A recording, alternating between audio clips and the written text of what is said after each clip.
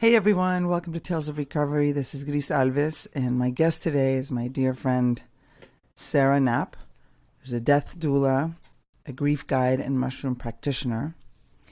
We're dedicating today's podcast to my mom and Sarah's dad, who are both now ancestors, and they continue to train us through, I don't even know how, but it's just, that's what we're going to talk about here, because they've been training us since we chose it. But I'm really excited that Sarah's here to tell us all about this intense, beautiful love story, this journey that you had by, you know, really, literally rescuing your dad from patriarchal, man-made governmental structures that think they know what they're doing, but really they don't fucking know. It's a business. Mm-hmm. And so Sarah's dad was diagnosed with Alzheimer's since, when was he diagnosed? When I was 21. Okay. Ish. Mm-hmm. And then when did it get to the point? Why don't you tell us? Because I know you sort of took over his care around 25. Mm-hmm. Okay.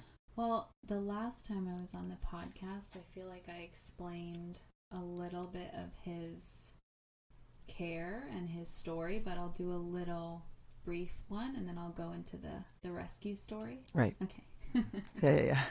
So I'm like, oh yeah, we already talked about this. Listen to our last Listen episode. To the last one. Get caught up. But yeah, so I'm 27 and I think I always get the number messed up, but when I was around 21 or 22 is when the official diagnosis came through.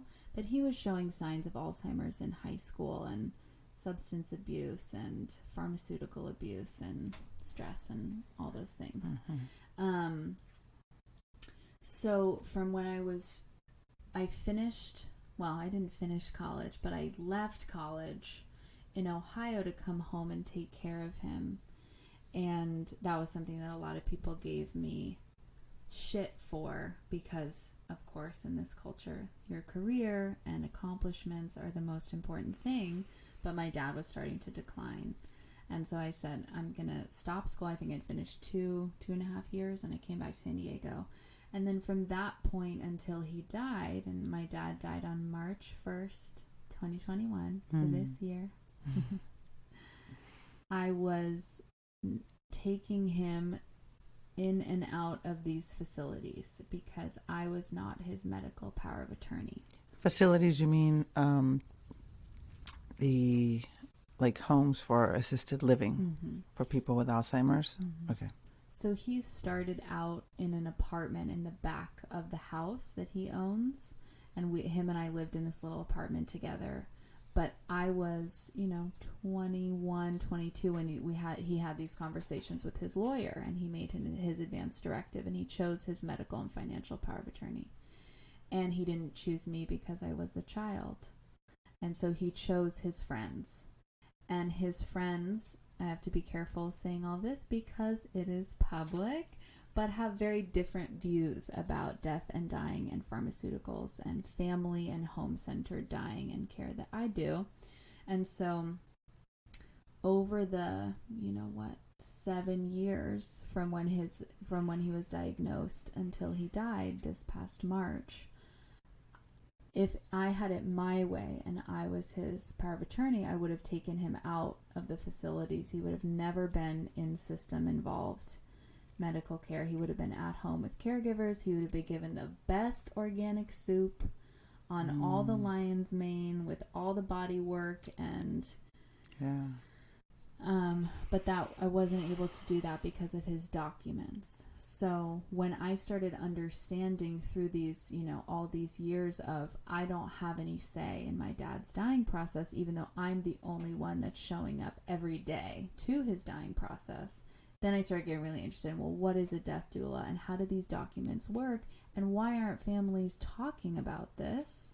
Right. And why aren't there people, and with all due respect to lawyers, but why aren't there people on the sidelines who are spiritual counselors, death doulas, grief guides, witches, whoever, that are sitting down and explaining what these documents mean?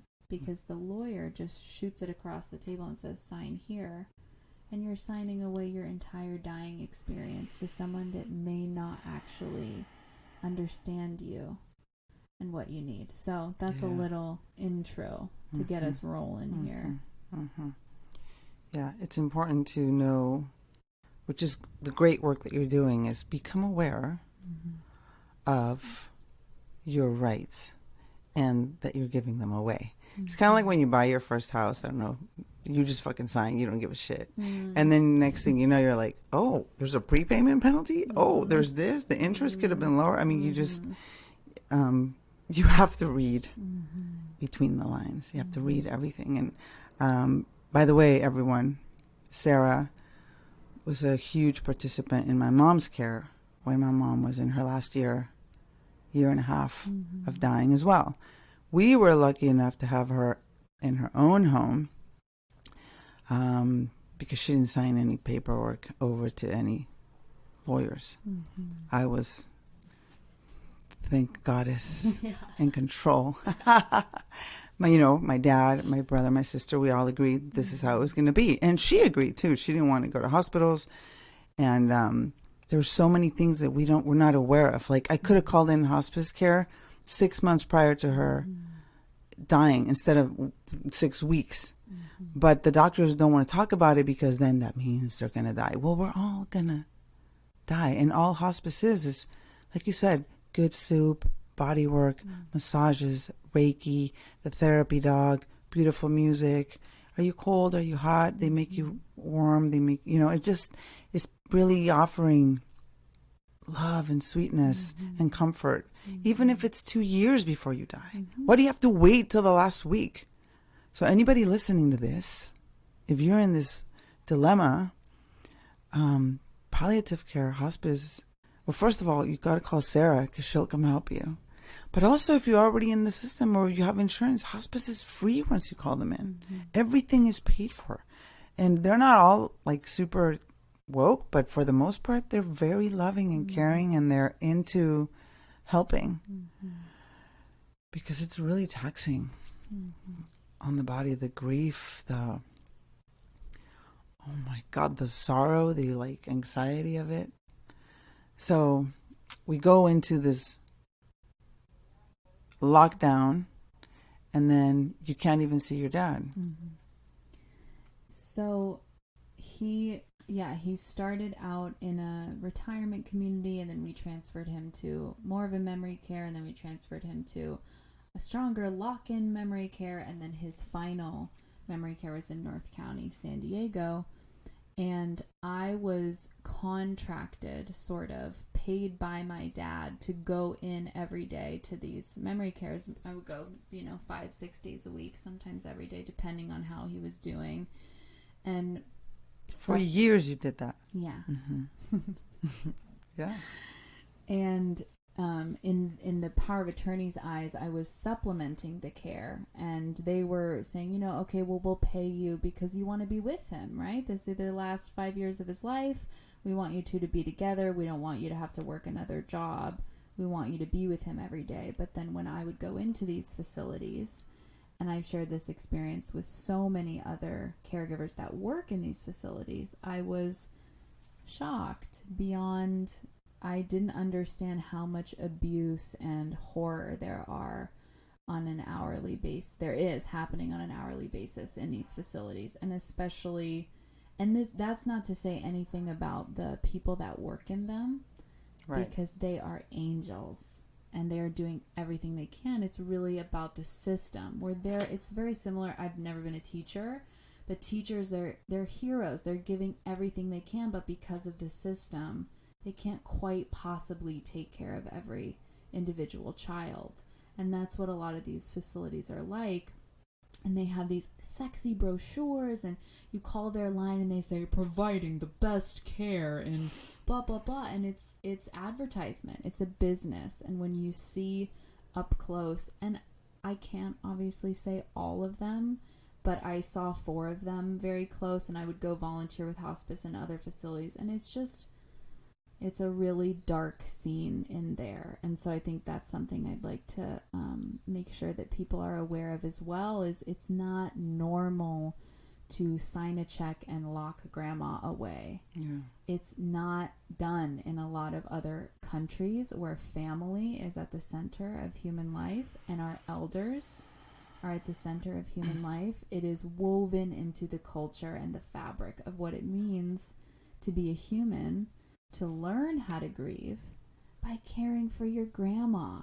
And what an honor it is to care for your grandma and wipe her butt because she wiped yours. Yeah. And so this is the circle of life that we're missing out on as a culture, largely in the United States, you know, just the overculture. But these facilities prevent families from learning how to grieve. Because when you take care of grandma and you wipe her butt and you're showing up there every day, or it's your mom or whoever, your aunt, someone that's old and dying in your family, you cry. You long for them. You miss them already. You start to understand they're leaving. And I'm going to leave too. And like, whoa, you know, and it's not some expensive retreat. It's not a book. It's just, by God, thank you to the gods and the ancestors and whoever invented this whole circle of life thing. It's given to us as a way to grow our capacities and our hearts to care for our elders. So if we take that away from young people and all people, how can they be real humans if they don't understand that you have a debt to pay to grandma, actually, every day, where you go rub her feet, wipe her ass, and feed her soup? Maybe grandma was really shitty to you and it's a toxic relationship, and of course there's nuance in everything, but in general, what happens, and I wonder about this a lot, when we're not taking care of our own family and someone else is doing it. So because I was not medical power of attorney, and I want to reinforce that as many times as I can in this episode, that it's one document and it controls everything. And that is nuts. You should not have one signature control what your very faithful daughter is allowed to do, showing up for your end of life. But I wanted to bring him home the whole time. I never wanted him to stay in these facilities. But so what I did to manage that was I got paid to go into the facilities and take care of him in the facilities, and then make his life magical however I could, taking him out of them when he was still able to. Do you want me to tell the lockdown story now? Yes, but before we do the lockdown story, I want to just throw in here that, I mean, I've worked, you know, the federal government for years in criminal defense and the justice system. So I understand some of you might be listening going, I can't afford to have grandma at home. I can't afford to keep my mom. Let me tell you this. Those places over there where you're going to put them in Medi-Cal or quote unquote whoever's going to pay, can pay you, just like they paid Sarah, to keep your mom, your grandma, your loved one at home and have someone come and help. And this is where we need to grow as a community and as a family and expand your relationships to ask for help and people to come around. Because I think it is one of the only ways that we're going to, like you just said, expand your love, the capacity to change humanity. We can't keep going down this road of robotic, I don't need this old person anymore. It's too inconvenient. Of course it's going to be inconvenient. I wanted to kill my mom every day for a year, and I also wept with her and like, I can't believe she's leaving. We would weep, like you said. And she would call me later and say, are you going to come by tomorrow so we can weep again? Yeah, Mom, I'm going to come over so we can weep, because we knew it was ending. So you do get in touch with the fragility of life. And even if your grandma was shitty to you or your dad signed the wrong document, this is the opportunity for you to work that shit out. And so this is really important work. The more you avoid it, guess what? The sicker we get. And so good for you that you got him out of there, that you fought. Tell us the story. Okay. The lockdown. Well, first I just want to say I don't know how it's going to look over the rest of my life if I'm granted the rest of my life, but my mission is, I believe that if you have a family and the family and structure is more or less intact, there are enough hands there to help grandma. And like you said, the government will pay you to do it. But what is missing from our families when it comes to grief? That not all of the children, everyone in the family goes, well, we'll take care of her all together. And of course, hire a caregiver here and there and supplement. And it's very hard taking care. It can be very hard taking care of dying people. Yeah. But what's missing from our cultural codes that not the entire family is rushing to care for grandma, and that doesn't mean that everyone has to wipe her butt and feed her soup and this and that, but to sit with her for 2 hours, and that's the part that, there's this, as you said, mainstream narrative that it's so expensive and it's so, oh my gosh, it's just so, you couldn't possibly have them at home, and that's why they're in the facility. Well, are they in the facility because of that, or is it because all of you are afraid to cry? And you don't want to feel your heart like that every day when you are with wrinkled skin and old, frail bones, and you're looking at yourself and you're looking at love, So I think that's bullshit, basically. I think that it's really not. Deeper. Yeah, I think it's deeper than that. And I don't have any solutions about that, but that's what I've been wondering about, is what's really going on here on a deeper psycho-spiritual level. That we have bigger priorities than our grandparents or are dying, and how many of them are alone in apartments or rooms right now. Yeah. And I feel that every day on my heart. So, yeah. So, long story short, from the moment they closed down the facility to mid-February, I was fighting his power of attorneys. He had 3 power of attorneys, and I was meeting with them. And they closed it down because of the cold virus, right? Yeah. Yeah. So they closed down the facility, and I said, wait, this is my livelihood, and this is my life. My dad is going to die within a year or 2. I didn't know when. And this is the time that I have with him. But I lost everything when they closed the facility. That's been my day for 7 years.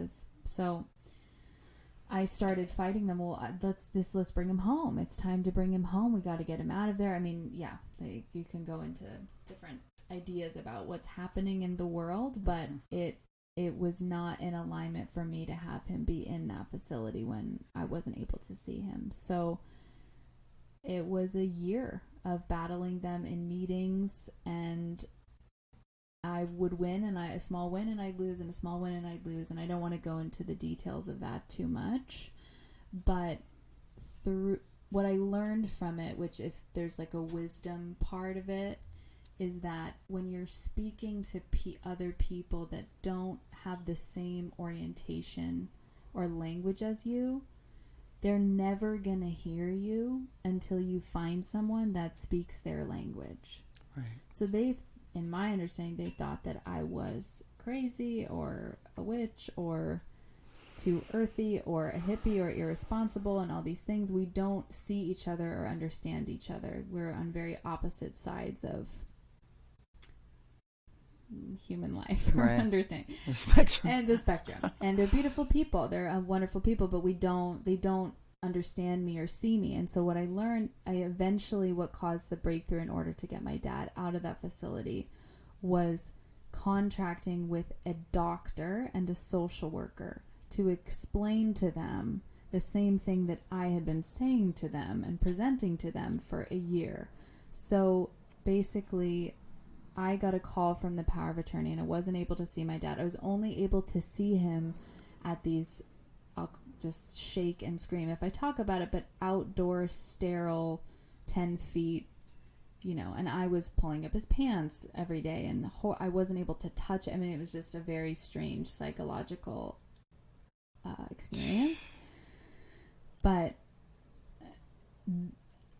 I got a call from his power of attorney mid-February of this year that said, "Hello, Sarah, I think he's dying. Like, we got a call from the facility. Like, I don't know. There's something going on." And as a death doula, I'm like, is he eating? Is he, what are the questions to ask? Like, what are his symptoms? She's like, I don't know. I'm not sure. So then I call the facility. I get through the head nurse. One thing leads to another. You okay? Yeah. Okay. And I was able to find out that he was bedridden and that he was breathing with his mouth open, and that he was way farther into the dying process than I knew because I wasn't able to see him. So my dad was already past the point where he could speak. He could barely open his eyes. He was a day or two away from the active dying phase. And that information came to me through a call from a power of attorney who was abroad saying, "Hey, I think he's dying. I think your dad's dying, or we're not quite sure what's going on." So then I called this independent hospice group. They're not hospice. They do concierge death and dying, and I'll make sure they're linked in this. They're amazing. It's an amazing doctor and a social worker. And they were able to call the power of attorney and say, we're going to go visit him in the memory care, and I will send you a private assessment of we think if he's dying or not. And so I got to go into the memory care that day with the doctor, and I found my dad lying in a bed, bedridden, trembling, mouth open, hadn't eaten for, they don't even know, the facility didn't even know the last time he ate. He was already almost active dying. So from that point, the doctor that I hired pulled me into the bathroom, and he said, he could die tomorrow. If you want him to be with you, we got to get him out of here tonight. Wow. So then I had the doctor call the power of attorney, and the power of attorney, and it was just all these calls, and all these hoops you have to jump through, and paperwork and blah, blah, blah. As I'm wondering, is he going to make it to be with me? And I wanted him to be with me the whole time. Right. I never wanted to be apart from him. I never wanted him to be in these places in the first place. All along.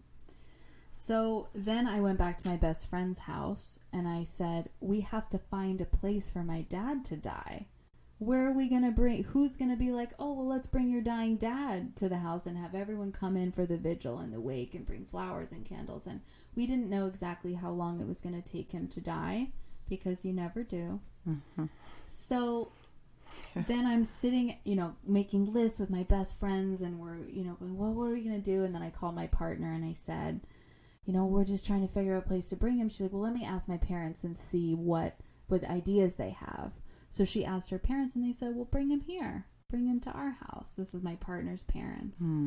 Just bring him here. And so then the next morning I met with her mom, my partner's mom, and she said, look, this is a really important thing, and no one should die alone in a fucking fluorescent light room in a prison, basically. Everyone should die a beautiful, held death at home with everyone around them, loving them, singing to them, caring for them, singing them home. And so through one series of miracles to the other, I rolled him in a gurney out of the facility at 1 p.m. on a Thursday, and he died on Monday. So from Thursday to Monday, me and all my witches, all my friends, one of my dad's friends flew from Illinois to come say goodbye, and every day we just created this beautiful environment in this back room at my partner's parents' house for him, where he was experiencing, the typical gnarly active dying symptoms that we get to look closely and care for and learn from. And so every day more people came, more food came, more flowers and candles, and hospice came. And hospice is amazing, and there was no medical care needed at that point. I know how to roll him. I know how to check his pulse. I know how to wipe his butt. Mm-hmm. I know how to clean his mouth. I know how to, spray some water in his mouth so it doesn't get too dry. Right. At the point where they are dying and everyone says, okay, they're dying. We're not trying to save their life anymore, Yeah. which for my dad had been the past 7 years, or, we're dying from the moment we're born, or we're dying from when we get a terminal diagnosis. We don't know. We don't know. We don't know. But, yeah, and then, do you want to say anything before I keep telling the story? Your partner's mom, that place was full of windows. Grace came to bless my dad. Yeah. And it was so beautiful. I was like, you did it. You did it. You got him out of that place. Because you don't realize how important it is to die with someone right there. And the windows, and they have these beautiful gardens. So there was so much light, flowers everywhere. All these significant objects and beautiful energy, your friends. The book of people coming and saying, I was here, loving blessings, taking pictures, things that we really do take for granted because we've run so far away from death because they scare you. If nobody wants to touch that grief, nobody wants to realize that this is going to end, and you get to miss out on something so powerful and profound like this. It's life transforming to be in a room with someone that is leaving, and to watch the birth of leaving. The birth of dying is like, okay, I'm next. How are we going to live? How are we going to live? It's so intense. And I learned, I've taken trainings and I listen to elders and I read, but I learned so much about the vigil from being with your mom under your guidance.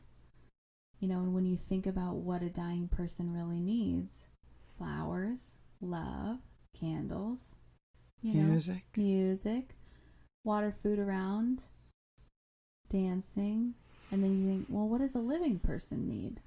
Water, music, flowers, friends, love, right? So these objects that we bring to the vigil, it's just like the most simple, ancient parts of human life where everyone, and it's the same around the birth portal, so I've heard, but everyone's bringing their love and their stories and their tears and food, and you're all just hanging out together at the home vigil.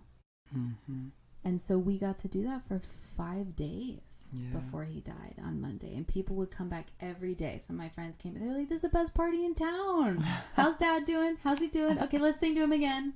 Okay, someone get the catering? Okay, let's get some more burritos. Like, people were doing their homework, and there's a dying man in the other room who is actively struggling to breathe. And we just kept bringing song and love and stories and tears and, and it's just Jillian, my partner, sometimes she'll say, man, I really miss that. That was just like the best 5-6 days of my life. Like, just hanging out and remembering we're all going to die and loving each other and doing whatever we need to do, like it's no big deal. So then on Monday morning, I think around 10:45, Jillian would go get him a cup of coffee every morning because he loved black coffee, and we'd take a little swab because he couldn't drink. He was very far gone, but take a little swab of the coffee and just kind of put it on his lips, kind of like a coffee essence for it, right? Helping him go home. And so she went out to go get coffee, and I crawled in bed with him, and I put my hand on his chest. And then there was a big picture of his grandmother, who was his ancestor, in front of him that I put at the base of his twin-sized hospital bed. And this big rainbow shot in from one of the crystals in the room onto her chest, onto her heart. And the other rainbow from the other side of the crystal came in and shot onto his chest. And I was holding his chest. And then it got kind of quiet, and then I looked at him and I said, wow, Dad, Dad? And he was gone. And then 2 seconds later, Jillian walks up to the door with the coffee. And I just looked at her and I said, he did it. He did it. You know. And I feel that he left in those rainbows, that the rainbow came to his grandmother's heart and she was helping him. Yeah. This ancestor was helping him. And the other rainbow came to his heart and they both went whoop in those rainbows together. She's like, okay, come with me. You're gonna love it here. You know. And then we kept his body at home for 24 hours. And it's very easy to do, but the hardest part of doing that is fighting off the hospice, the mortuary, the family, why would you keep there's no problem with a dead body being in the house. Yeah. How else are you going to understand? And we'll never understand. But how do we, as humans who haven't died yet, even though maybe we've died a million times too, but okay, Dad was here and breathing and then he was gone. That's when you spend time with the dead body and you lay over him and you cry and you tell more stories and you begin to come online with he's not in that body. But if the crematorium comes or the morgue comes and they take it away in an hour, you don't get that time that we've always had ancestrally with the body. Yeah. And dead body, all my friends were like, he looks beautiful. Well, no stress problem. goes. Yeah, there was not a single person felt weird about it. He was covered in flowers and wearing a Beatles t-shirt, so it was pretty cute, you know, and the room was gorgeous, but there was nothing medical.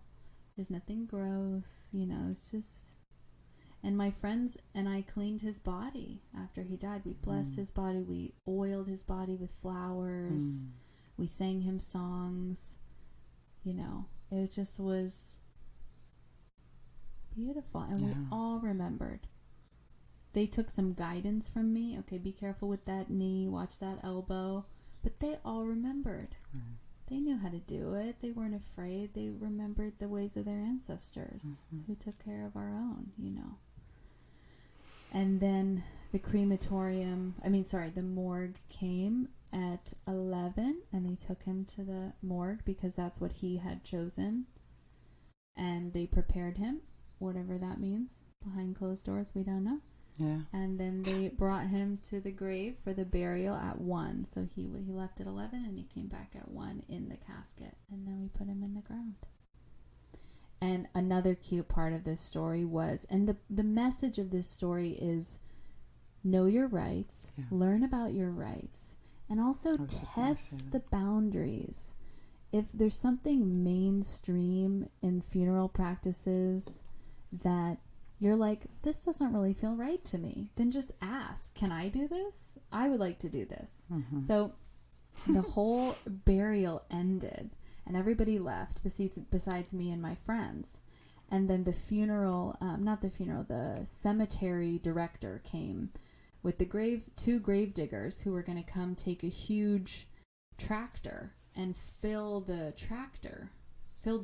dirt in to the grave with the tractor.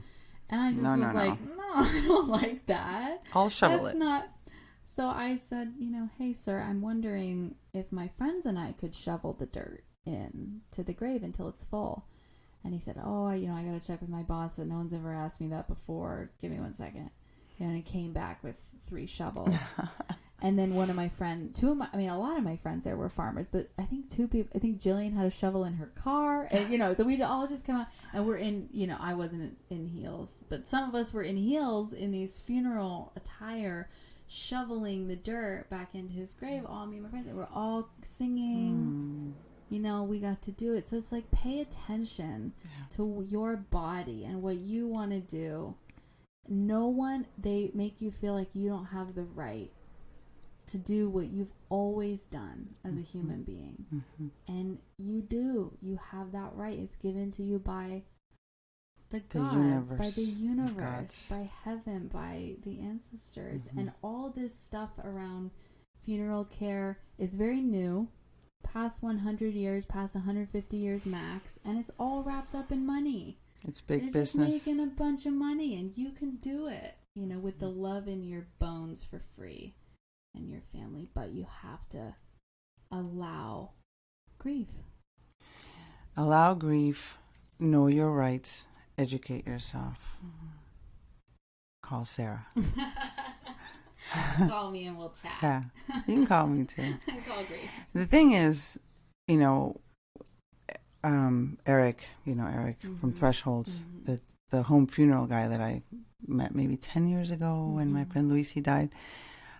It's all about your very simple. These are your rights. No, you don't need to take the body away. You can have the body up to 7 days, and I don't know how many days, probably longer than that. And he told me when my mom was going to die, remember, they're going to tell you, call me right away. You don't need to call them right away. You mind the time, you write it down. Because if you call them right away, freaking out, then they're going to come right away and they're going to be bullying the business. Because to them, it's not their mom. They're just like rolling out the pancakes, you know, and billing for it. So it's like, you can just sit there with your person who, I guess it just depends on your beliefs. They're not in the body anymore, but something very magical happens when they leave. I mean, even before then, it's just like, even when you were saying that, Jillian, loved that time when you guys were out there picnicking and just visiting and singing, because you are in these two separate realms. Or I don't know if they're separate or just like, you know, I don't know. You're going in and out. I don't even know the terms, like, but you can touch that. And you can sense it. And it really does hold you in all the grief and all the love and all the people and all the singing. But you're in this like supernatural state of awareness. And then, like my mom, like her body stopped breathing, but it was all so peaceful. And it was such a trip. Like, you bathe her, you put them, you dress them, you're waiting, people are coming and going. And at night, like, Julio sends these portals and energy. I mean, it's just a trip. And for about the next 2-3 weeks, maybe even a month, I was still kind of walking in this cloud of awe. Yeah. Like, we did this. I remember we went to the yoga. She wasn't dying, and she was almost dying, and it was so intense. And I was like, kissed her. Said, I love you, Mom. I mean, we knew it was coming, but like you said, you just never know. We went to the yoga class. I'm like, okay, because it's going to be another big day. Came back. As soon as we got out of yoga, I turned on the phone. My sister's like, where are you? She's dying. Or she died. And I remember just getting to the place, running in, bawling like, we did it. You did it, Mom. Oh, my God, you guys, it's so hard to die. It's like giving birth.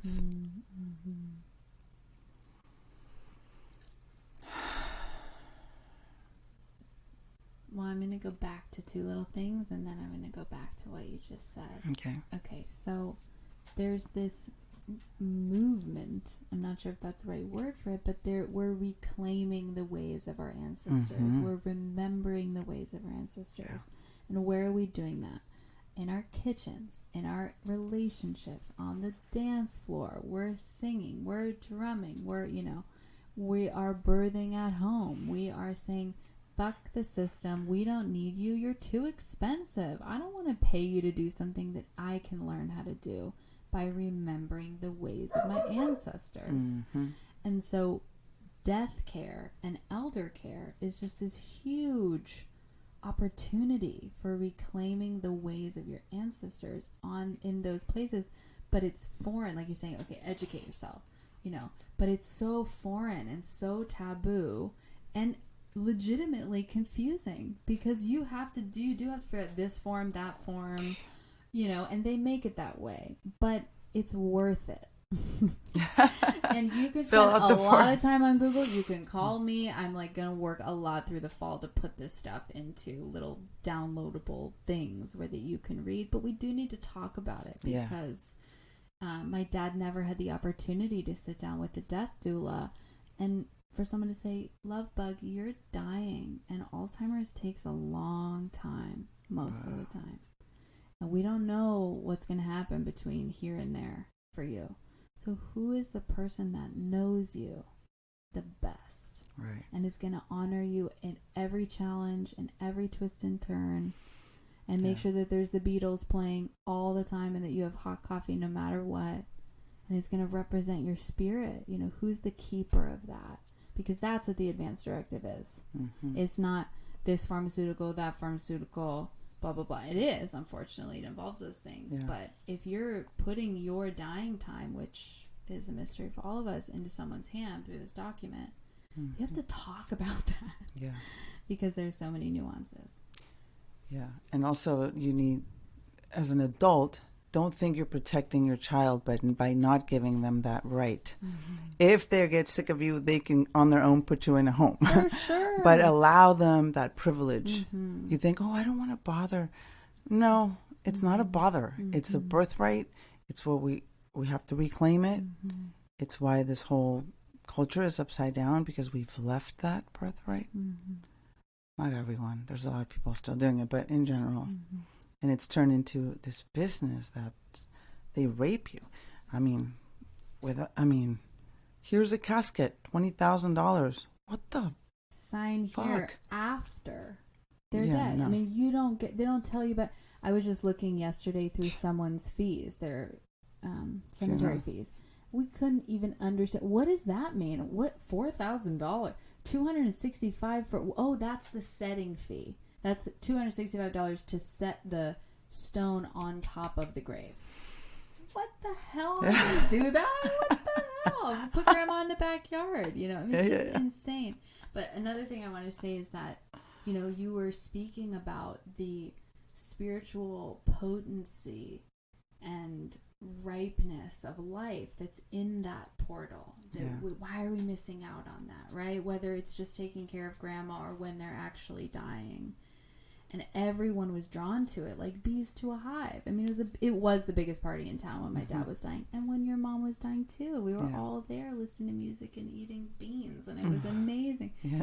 But also, they need us, and we can't forget that too. That they need us to be there, because we don't know how hard it is to die. Mm-hmm. So when I am dying, I will need you to be there to help me, because I will be probably a little bit scared of what the heck happens next, and the pain and everything the nervous system is going through as the body is shutting down, which it doesn't ever want to do. We're coded by, you know, our design to survive. So they need you there. And they can hear you. Yeah. Your grandma, wherever she is, she needs you. Maybe she can't tell you that. Maybe your parents aren't telling you that. But they need you there. Mm-hmm.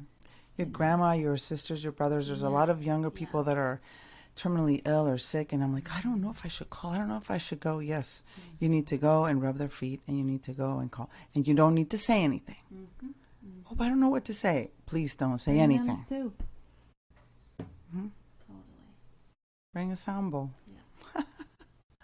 Yeah. And then the last part that would, you know, towards the end, you were saying, you know, we did it, right? And when your mom died, I was like, we did. I mean, I was joyous for days. I was like, we did it, and it was beautiful, and it worked, and you know, we supported her, and everyone was there, and nothing, quote unquote, went wrong, and you know, and I had the same feeling with my dad. I mean, I was on cloud 1,000 because I got him out of there, and he died in all of our arms, and it was beautiful, and it was a miracle. It was a dream come true. When I was at the facility with him that day, the first day I went in, I said, I was sobbing, holding him, and I said, I will never ask for anything again, but please let me get him out of here. I promise I will never pray for anything. I'll never ask of anything of you, but please, please, please let him make it through the night to be with me. I'll never ask for something for my birthday, anything. Please, this is my one wish, you know, and they did, right? And I was so happy. And then I remember, because you're ahead of me in the grief journey, I said, well, how are you doing now? You know, 6 months later, we said, man, I'm depressed. I'm so sad. You know, and I remember thinking, what? You know, and now I'm 6 months later. It is so rough. It is so heavy. I thought I knew. And that's why I said at the last Death Cafe, I told him, I said, I've been studying grief for 10 years. I've been reading all the books. I went to Stephen Jenkinson's farm. I'm like, I'm there every day with my Alzheimer's dad, thinking it would prepare me for what it feels like somatically to have my dad be dead. Didn't do shit. I mean, it's really hard, and it's not an energy that I understand. And when I work with my grief clients, I hear the same thing where they'll say, it feels like gravity doesn't work, or it feels like the whole world's upside down, or it feels like I'm on a foreign planet, but I can't quite explain it. I just feel weird. I don't feel great, and that's how I feel. I'm just really recalibrating and adjusting to, wait, my dad isn't on the planet anymore. And what does that really feel like in my body every day? It's, so I know this is your podcast, but I would love for you to share with me how, because I don't believe in stages of grief. I don't believe in like step 1, step 2, whatever, but it's forever. How did you, it's forever. It's forever. And it's, I think there's times where I pray, like, please just let it be over. Mm-hmm. Like, come on. Mm-hmm. Let's just go travel. Let's just do things. And then there's moments of joy, of course, here and there. Mm-hmm. But it's like this new knowledge that your body has now. And so that knowledge at first is like, oh, my God, this is so heavy. I want to weep and cry. But I'm the matriarch now. I'm holding all the family. I gotta make money. I gotta feed the dishes. I gotta feed the kids. I gotta clean the floors. And so it's like really taking the time out to go grieve, to go to the sweat lodge and cry for hours, to go sit with the mushroom allies and cry for hours, to go by myself on a road trip and kick all the rocks because I'm really fucking pissed off.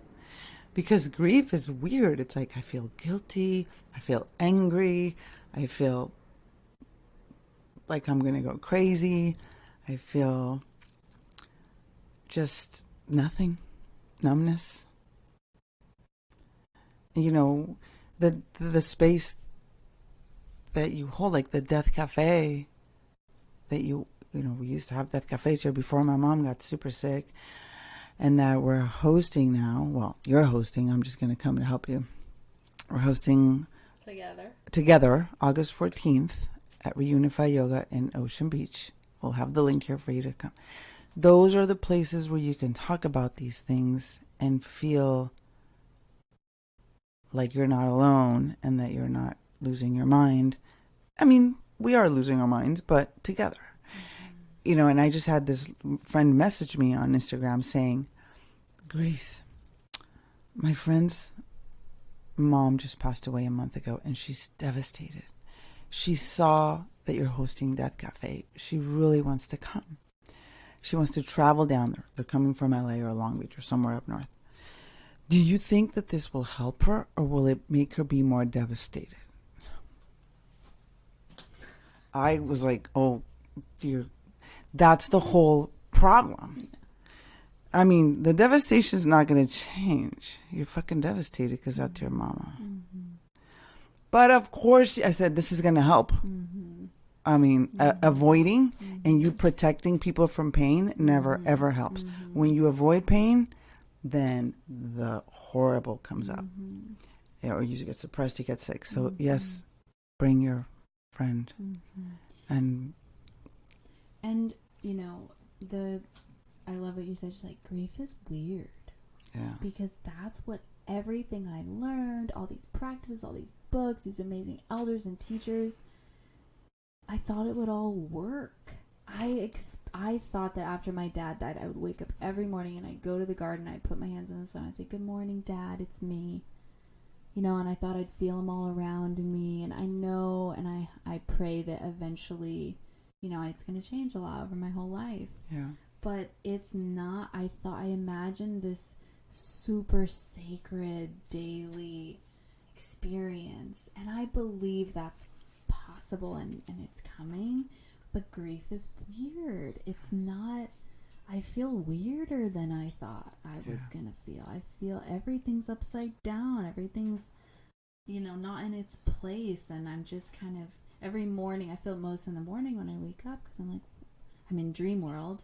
Right. Very connected to him, very connected to everything. And I wake up and I'm like, oh shit, he died and he's not here. Okay, all right. Gotta go make some coffee. Gotta do the dishes, But at first, like, wait, oh, it happened. Yeah, it happened, Yeah. But the thing about Death Cafe is that, when we were doing it in your backyard and we're doing it at Reunify, wherever we're doing it, we make an altar. We put the ancestors on the altar. We put all of the beautiful things from this earth and sea on the altar and sky. And we put photos. And for all of us to sit around the altar and to cry and to talk about our dead and to praise our dead and to grieve our dead is the most normal human thing there ever was, especially for someone who's devastated, because we all are devastated. We're all devastated. Yeah. Every single person say, well, what are you devastated about? And they'd have some long, beautiful story. I'm devastated about this. I'm devastated about that. But we're not supposed to be devastated alone. We're not supposed to be devastated in isolation. And that's where, in my understanding, grief turns into depression. So as long as we're grieving together, as long as I can say my dad once a day. Right. Oh, my dad died. Mm-hmm. Bring it out my mouth and talk about it. And, but the more I hide or I isolate or I, get small in my corner. But if we're all around the altar crying and weeping, you feel great. I mean, it's hard. And you feel that we all have gone through this, or we are all to go through this. It's good medicine. It's heart medicine. Because the culture is also like, we'll get over it. I mean, it's been a year, right? Because I would tell the grief counselor a couple months after, like, plus a lot of other issues start coming up when someone dies, right? It's like, where was that? What is going on? Like, I want to kill everyone. You're like, wait a minute. He's like, well, you were on survival mode. You were taking care of people. So now you have time to feel other things. So to have a lot of compassion, self-compassion for that. And then also to know that a lot of the culture is, okay, get over it. Okay, it's been a year now, get over it. And honestly, I fell in the biggest depression after a year. 1 year went by and I was like, well, I might as well just die now myself. Because what's the fucking point anyway? Seriously. I mean, I'm like, wait a minute. Same. Let's call for help. Where's the Death Cafe? And then, everyone's not going out and all this ridiculousness. So yeah, it's being devastated together definitely is, it's the medicine, because, and I understand now why people avoid death and why people don't want to talk about it, and why, okay, let's just give it over to the funeral business, because here's the other thing, when someone dies. Guess what? You're going to die too. And this is going to end. And it's really, that creates a lot of anxiety. That's why religions are so famous, right? That's why people go pay the big bucks to the church, because you think they're taking care of it. No. That's all bullshit. Nobody knows. You remember, like you said. That's my favorite part about Death Cafe. And you can call it whatever you want, but humans talking about or acknowledging death is that it's inherently all of us bowing before the mystery. No one knows. Yes, we probably reincarnated. Yes, we probably died, blah, blah, blah. But we don't know. Scientists, near-death experiences, shamans, priests, everybody. No one. And that's what makes us all the fucking same. Yeah. Is that no one actually knows. I have no idea what my dad went through. Even though I watched him for 10 years. And my whole life, but also especially in those last 6 days, I had I've sat in medicines before, and I imagine it's something like that, but I have no idea what he was experiencing, seeing, traversing. Yeah. You know. Some scary shit, man. It really is. I think that's the whole challenge of even being born. But Also, are we good on time? yeah. No, Okay. we're good. I mean, How long is it? I don't know, but we can keep going. Let's see. Oh, cool. Yeah, we're Not good. bad. No, Okay, not cool. bad. Not bad. Well, there were two things.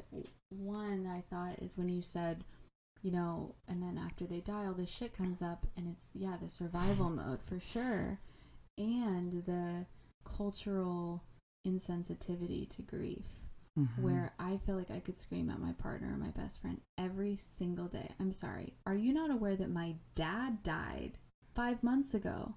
I don't want to do that. Or can you be nicer to me? Or can you, you know, and it's not like, oh, I want a free pass card. Right. But my internal world, what I'm experiencing, I have no idea how to translate that to, I just need you to be nice to me all the time and be amazing, because my dad died, and it's just, and neither of their parents have died, my partner and their best friend. You know, I'm like, and so it's like all this stuff comes up, but also my expectations for all my relationships. I'm like, don't you understand everything has changed for me? Everything? I don't think you do understand until it happens to you. Yeah. And then this other funny story I wanted to tell is that I was on Instagram. So I've been cleaning this damn storage unit of my dad's for 10 years. I mean, he was a hoarder. I've been going through his stuff my whole life. But I've been going through this specific storage unit, cleaning it out since he died, really most intensively the past few months. Rat poop, cockroach poop, files, dental floss, Post-it notes. I mean, there are, of course, some amazing treasures in there, but a lot of it is crap and garbage and things that aren't even good for me to breathe. Right. And so I put on Instagram, have kids, you're going to need them, with a video of the storage unit. And Grace responded, don't have kids for that. Your parents should get their fucking shit together.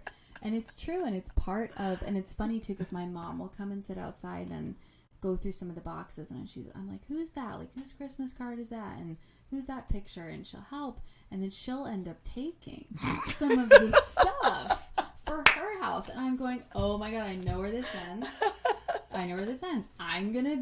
I'm sorry. Am I just transferring all this garbage from my dad's storage unit to my mom's house so that in 20 years I have to go through this Post-it note again for you because you're all hoarders and it's nuts? Like, so I just wanted to bring that forth too. It's like, try to be a minimalist. Try to have your shit tight. Do your end of life documents. And yes, if you feel best with the lawyer, do with the lawyer, and also work with the death doula and have these conversations. And, you know, the last thing you want is to die in a tragic accident and have your child have to. And my dad, it wasn't, you know, instant. He was terminal for a long time, but your child, I don't want to do that. I don't want to scrape cockroach scuzz off the floor. Like, I want to get massages and cry, you know? So how much of the way that we live can we think of, what will my child, my friends, my partner have to clean, go through, you know, fight for, if I am not, you know, if I don't bring myself forth to these documents and these conversations and becoming a minimalist. Yeah. Becoming a minimalist is I'm joking, but it's kind of, it's like a deep spiritual, energetic cleanse.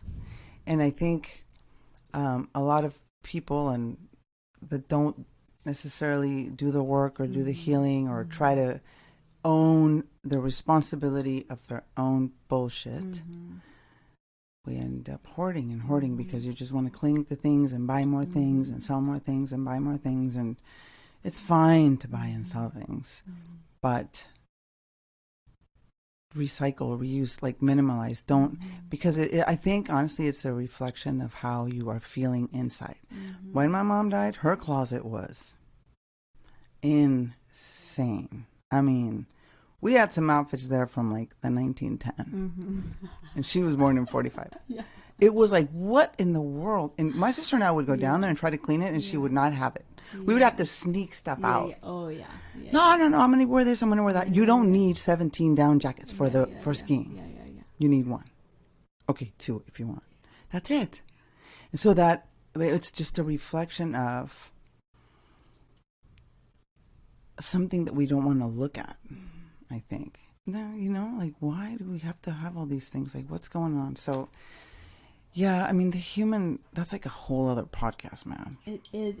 But something that I have a trick in my head as I'm aware of death because of my dad, and I helped my grandma die, and I think I've always kind of like had an awareness about it or something, but it's in my karma, or so, I don't know, it's in the forefront of my heart a lot of the time, in my mind.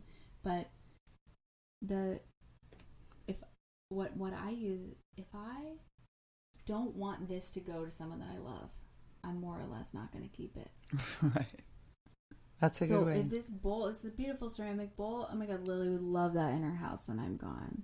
All my crazy baskets, my witch baskets, everyone's going to fight for those. Yeah. All my wooden spoons, and then if it's not something that someone would be like, put that shit in the will for me, then bye, because it's not beautiful. It doesn't have the sacred in it, so how can all of my belongings be sacred so that, and be clean and tidied and tended, right, so that, if I were all willing, this doesn't happen because I'd like to stick around, but to vanish tomorrow by something, that you just go to my house and everyone fights for the baskets, and you all know how much I love you because I didn't put cockroach shit all over the floor. And I know my dad loved me, but don't be a hoarder. Or, yeah. That's not what your kids are for. That's not what your kids are for. Oh yeah. Oh well, we're gonna have on here Sarah's information, the link for you to sign up to Death Cafe. And again, like Sarah said, we circle up. There's a little bit of a ritual, meditation, talk about death. It's a beautiful space to come in and explore. Right?